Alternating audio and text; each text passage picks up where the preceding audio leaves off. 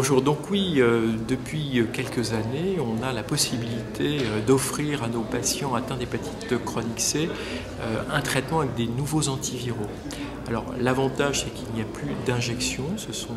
des traitements uniquement par voie orale avec des durées courtes. La majorité des patients est traitée pendant 12 semaines et le profil de tolérance est excellent, ce qui fait que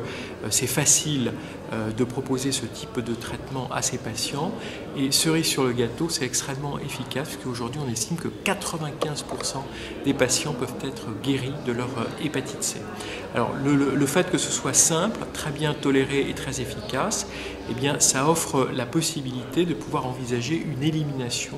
de l'hépatite C en France. Et si on fait un effort pour le dépistage de l'hépatite C, aujourd'hui 2/3 des patients sont dépistés, donc il faut encore dépister 1/3. Et si on a un accès universel, aujourd'hui on a encore quelques restrictions, mais on peut penser que très prochainement on puisse traiter tous les patients atteints d'hépatite chronique C.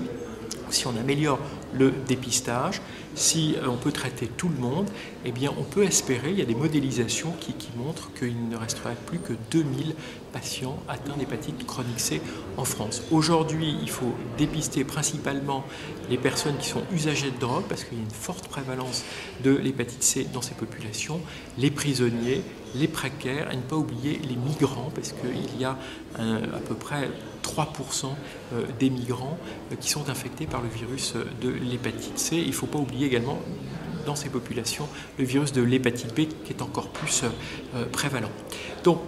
tout ça pour vous dire qu'on peut guérir cette maladie, on peut probablement l'éliminer, et aujourd'hui on peut probablement proposer des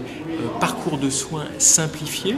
puisque c'est simple. Et on pourrait très bien penser que dans le futur, eh bien, le traitement puisse ne pas être uniquement instauré par des infectiologues ou des hépatologues, mais on pourrait également impliquer des médecins généralistes, des médecins addictologues, des médecins qui travaillent